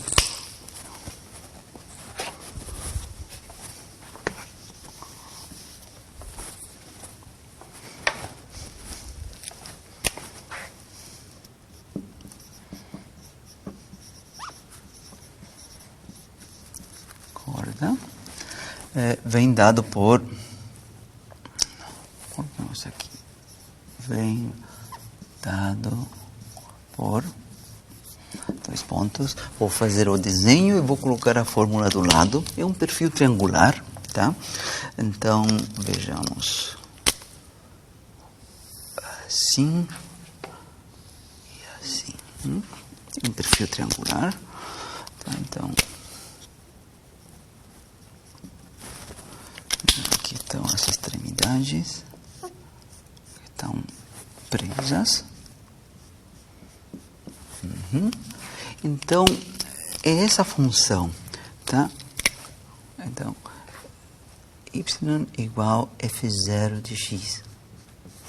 Então, consiste aqui, isto daqui possui uma altura h.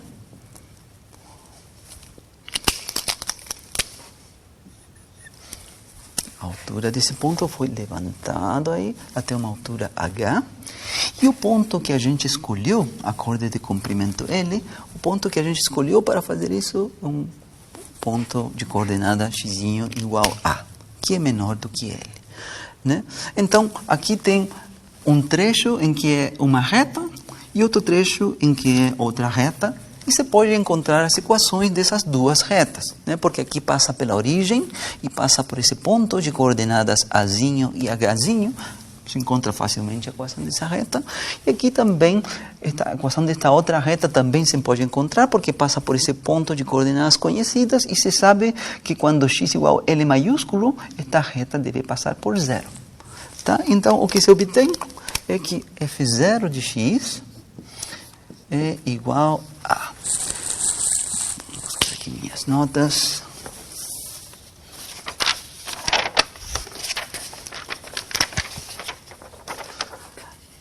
Hzinho sobre AX, é a equação desse primeiro segmento de reta, né? Isso é para 0 menor ou igual do que x, menor, né, ou igual do que Azinho, né? Essa é a equação do primeiro segmento de reta, e a equação do segundo segmento de reta é uma reta com coeficiente angular negativo, né? Essa outra reta vem dada por menos Hzinho dividido por L menos A, aqui x menos L, né? Para Azinho menor do que x, menor ou igual do que L. Vocês podem ver que esta equação desta reta possui um coeficiente angular negativo e que quando x igual a L, que é a extremidade direita, ela zera. Você pode confirmar se a gente colocar x igual a, aqui corta, fica um sinal menos, dá o valor Hzinho, que é essa outra. Então, em que consiste então este exercício? Consiste em calcular os coeficientes desta série de Fourier. Este daqui a gente já sabe que são nulos, porque a função V0 de x é zero. Então, estes coeficientes são nulos e o que resta é calcular estes coeficientes GP.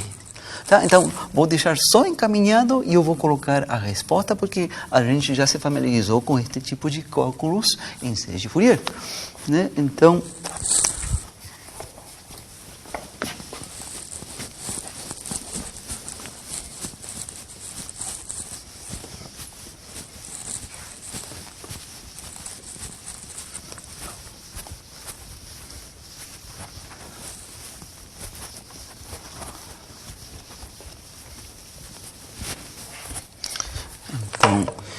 solução.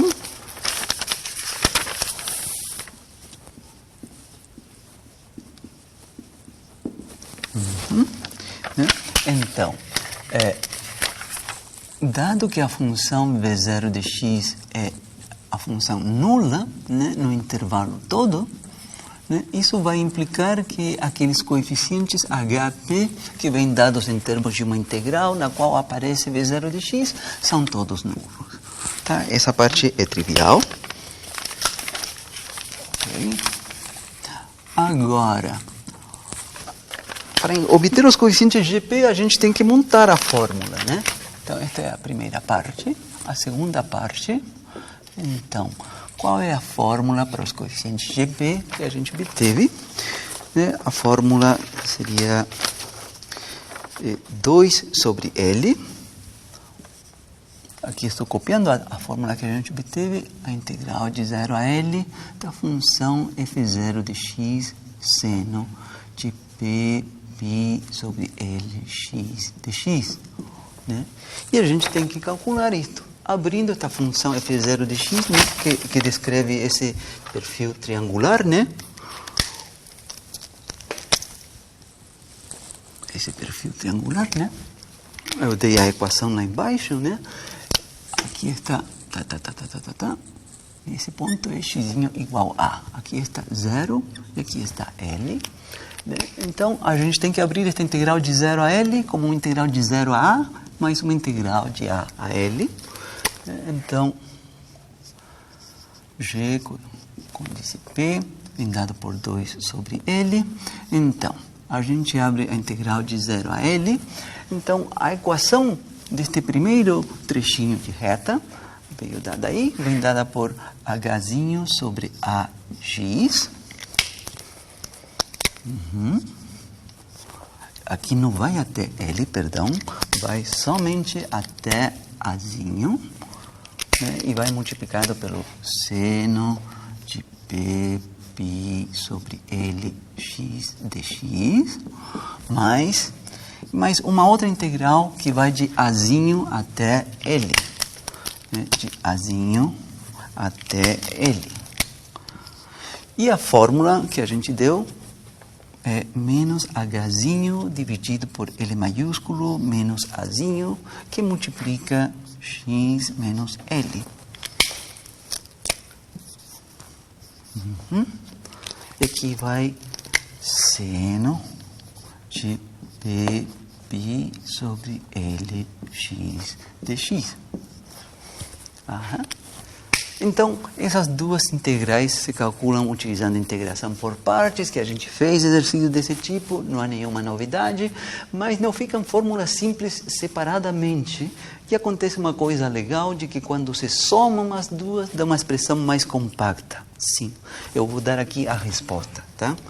Eu vou deixar proposto para vocês fazerem esse cálculo, né? O que é obtido é que, depois de conta, vou colocar aqui reticências, façam esse cálculo, que GP vem dado por, aqui no denominador, A, que multiplica Azinho, que multiplica L menos Azinho, aqui no numerador, 2 vezes a altura Hzinho, está multiplicado por L ao quadrado, dividido por P ao quadrado, π ao quadrado, e dá seno de P π sobre L vezes Azinho. Essa é a resposta.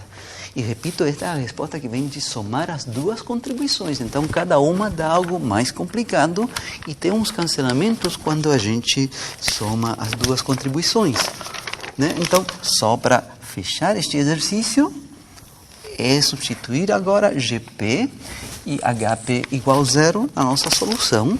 Com isso, encerro o exercício e a aula também. Minha intenção era colocar para vocês uma simulação disto no matemática, né? Vou fazer isso na aula que vem, tá?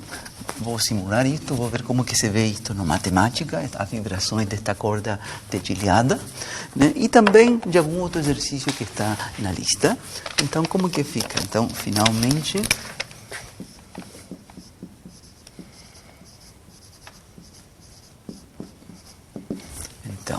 Z de xt, então temos que esse HP é nulo, vai sobreviver só este termo, então tem uma parte, um coeficiente que eu vou colocar em evidência aqui,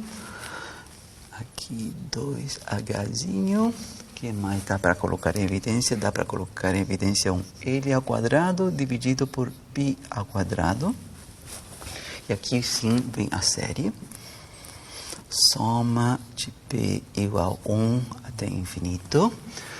Aqui vem um coeficiente que é seno de P π sobre Lzinho dividido por P ao quadrado. E vai multiplicando este seno de P π sobre Lx e este cosseno. Cosseno de P π sobre LVT. Aí sim.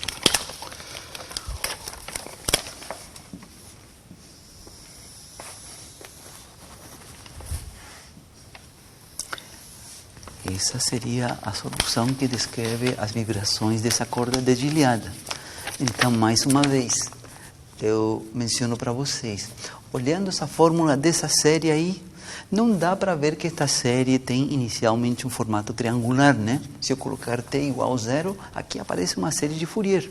Eu teria que fazer uma conta para me convencer de que a série seno que aparece aqui é aquele formato triangular da corda. E a outra coisa é ver o que vai acontecer a partir de t igual a 0 em diante, né? Como será que vai evoluir isto? Uma informação importante que a gente sabe é que transcorridos 2L sobre V segundos vai se repetir de novo o perfil triangular. Tem que acontecer isso. Pode ser que a oscilação no meio seja uma coisa complicadíssima, mas depois de 2L maiúsculo sobre V, deve voltar a ser o perfil triangular e repetir de novo o mesmo movimento. Deve ser um movimento periódico. Como é que acontece de posição inicial até que completa um período? Isso, olhando esta fórmula, infelizmente a gente não sabe, mas vou mostrar para vocês como que se implementa isso no computador e se pode.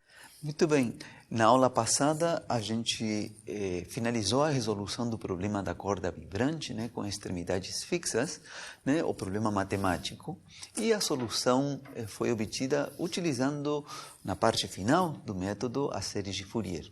A solução vem dada com uma série, né? Com uma série que depende de x e de t.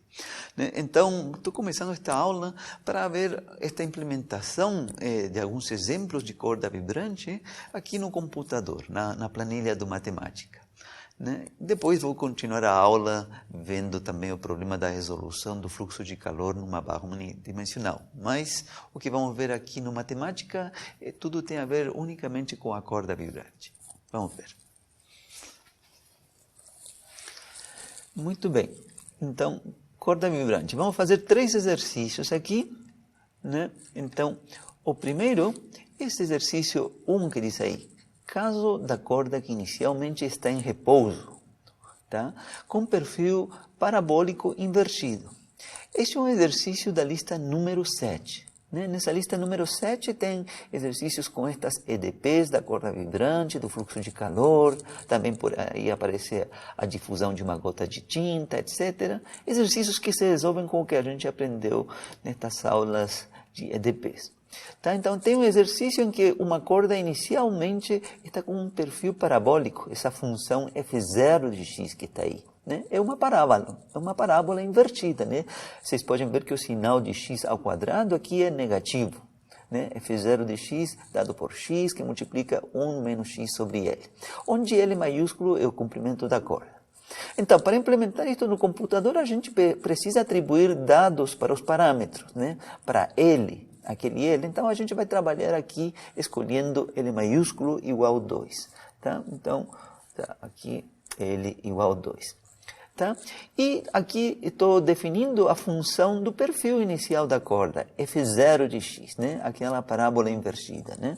Então, aí estou definindo, aqui quero ver como que ficou para ele. Ficou desse jeito, 1 menos x meios vezes x. Né? Então, fazendo o gráfico, só para confirmar, a gente já espera que seja uma parábola invertida, né? Ali está, efetivamente. Então, a situação é que a corda, no momento inicial, né, está em repouso e está com este perfil. Né? Esse perfil dessa parábola invertida, e a corda vai começar a vibrar. Né? Então, a gente já resolveu a EDP, o problema de contorno, para uma corda nessas condições iniciais, um F0 de x qualquer. Né? Neste caso, V0 de x vale 0, porque a corda está inicialmente em repouso. Então, nesse exercício da lista, o exercício 4A, né, pede-se fazer o exercício matemático de calcular os coeficientes que aparecem na solução em série da corda e ver que se obtém esta expressão que está aqui, esta série de m igual a 0 até infinito destes termos que está aqui. Né? Então, esse é um exercício que está na lista que vocês têm que fazer. Né? Então, vou implementar esta fórmula, né? Esta fórmula que vai estar descrevendo como que oscila esta corda. Né? Então, primeiro eu vou fazer uma aproximação muito básica, muito ruim, na verdade, que é com um termo só. O primeiro termo desta série, que é quando m igual a 0. Tá? Para ver o que acontece. Como que fica esta fórmula aqui de cima quando só considero o termo mzinho igual a zero. Tá? Implemento isto aqui, tá? Peço para que ele me diga como ficou. Então ficou aqui um único termo, né? Agora, nesse termo, eu ainda tenho que especificar todos os parâmetros. Eu já especifiquei o L maiúsculo, né? Me está faltando especificar quanto vale a velocidade V que aparece nesta solução. Um Vzinho, é um parâmetro. Né? Esse V eu vou trabalhar com V igual 1. Né? Então, V igual 1. Ok? Então, vou pedir para que ele mostre de novo como que está ficando a expressão de Z que contém um único termo. Né? Essa expressão daí. Vocês podem ver aí que depende somente de xzinho e de tzinho. Né? Tudo bem. Deveria ser uma série infinita, né? E estou considerando só o primeiro termo, mas é só para fazer uma comparação básica. Então, eu vou pedir, antes de examinar as oscilações, vou pedir para que ele faça o gráfico desta série, na verdade não é uma série, é uma função com um único termo, no instante inicial, t igual a 0. Né? Para ver z de xt, que descreve as oscilações da corda, mas no momento em que t é igual a 0. Em princípio, isso deveria coincidir com o perfil inicial da corda, que é parabólico, que é aquela função f0 de x. Deveriam coincidir, a gente sabe que não vai acontecer, porque a série, estou considerando só o primeiro termo da série. Mas vamos ver como que fica, neste caso, pelo menos. Né? Aí estão os dois gráficos. Neste caso, dá para ver que não são iguais, né? Que até ficam próximos, né? Até se intersectam em alguns pontos, mas era de se esperar de que não fossem idênticos, porque, repito, para a série, que em princípio são um número infinito de termos, só consideramos o primeiro. Tudo bem, então por isso coloquei aqui, os gráficos não coincidiram em todos os pontos de intervalo, porque z de xt foi aproximado simplesmente utilizando o primeiro termo. Tudo bem. Então, no que resta deste exercício, né, vou trabalhar com a série contendo 20 termos. Já com o primeiro termo não estava assim tão ruim, né? Vamos ver que com 20 funciona a perfeição. Então, mzinho vai de 0 até 19. A mesma fórmula. Tá? Então, agora sim, vejam, aqui tem a soma, aqui são os 20 termos. Né? Bom, e agora então vou pedir de novo para fazer o gráfico. Né? E comparar com o gráfico do perfil inicial da corda, f0 de x. O gráfico quando t é igual a 0. Né? Então, na verdade aqui, aparentemente há uma única curva, mas na verdade estão as duas curvas superpostas. Né? Não dá para distinguir entre uma e outra. Né? Então, aqui coloquei desta vez, não dá para distinguir os dois gráficos. Né? Teria que dar um zoom aqui para ver mais detalhezinhos, mas estão as duas curvas superpostas. Significa que está funcionando muito bem a aproximação com 20 termos. Então, vou trabalhar só com esses 20 termos.